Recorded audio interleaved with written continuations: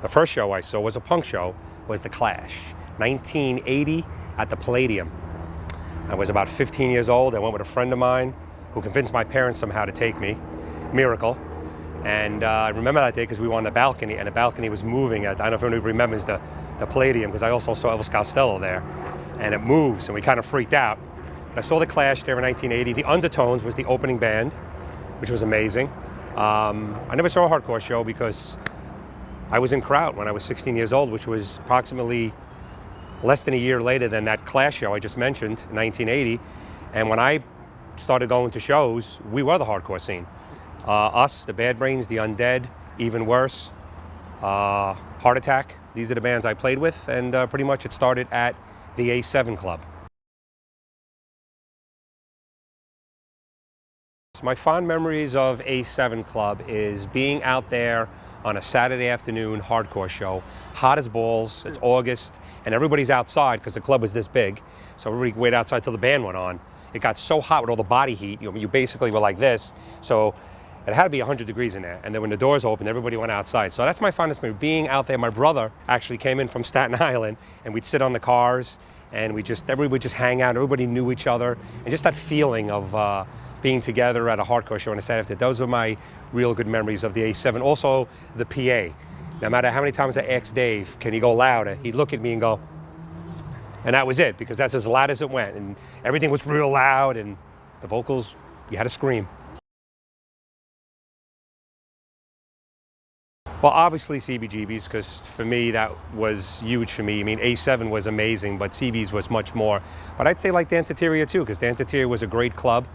It had lots of levels and lots of stuff going on. So I mentioned those three, A7, CBGB's, and Danceteria. Tie.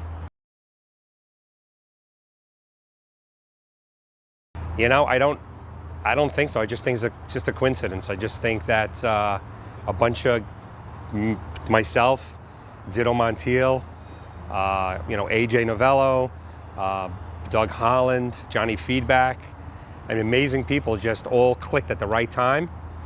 And I just think it was just one of those strange phenomenons that all this great music came out of Astoria, Queens. Just lucky.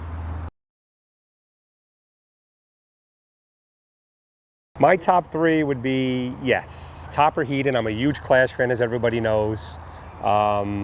And when Terry Chimes left and they got Topper Heaton, you can hear the difference on, I believe, the best Clash album, Give Enough Rope, produced by Sandy Pearlman, I believe, and that's a great album. You listen to the production on the album, the way Topper Heaton. Of course, Johnny Feedback from Kraut, I got to throw him in.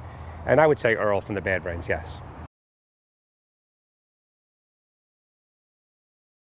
Rosa's in Maspeth is really great, and also a place called Italy Pizza on Manhattan Avenue in Greenpoint.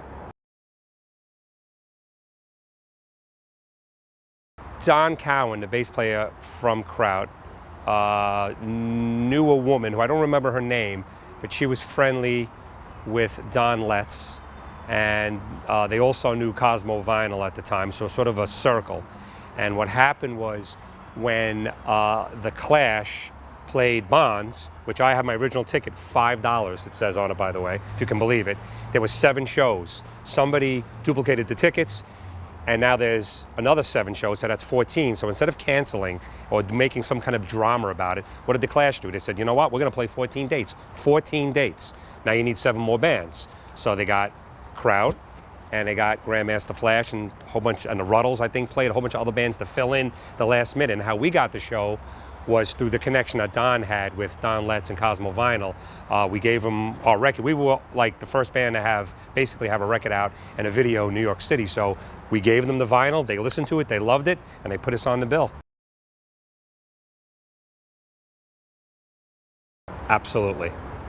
There is no doubt in my mind, if you saw the Bad Brains, when everybody was playing down at A7 and everybody was here, the Bad Brains were here already. They had elevated and had set the bar at a higher, spot, and everybody admired them, and everybody sort of used them as, that level, and wanted to be like that. And when they hit the stage, it was electric. Their musicianship, they were really great musicians. and great songs. A show that I wish I would have saw back in the day was probably Black Flag show. Strangely enough, all the bands that I was lucky and fortunate to play with in California, you know, just all of them, Fear, Channel 3, the Dead Kennedys, Red Cross. I mean, I can go on, Jody Foster's Army, name every band. For some reason, never played with Black Flag, never on the same bill as Black Flag, and never got to see them. So I would say a Black Flag show, original Black Flag. What's happening with myself is I'm playing in a new band called Bowhead. It's kind of a cross between Black Sabbath meets The Clash. It's got 5 members, people that, you know, have been around in the scene, and they're great musicians. And we just are currently recording a new CD right now with Travis Bacon, and we got some upcoming shows, and the record should be out in 2018, and it kicks ass. Pick up a guitar, pick up drumsticks, go into your friend's garage, or I don't know if that's so popular, but that's what we did back in the day, or find a studio and go in there and play music and play what you want. Comes from the heart, and that's how you create music, because hardcore is still alive and well, but it's just got to get out there and you got to do it. That's my message to the youth. Play rock and roll.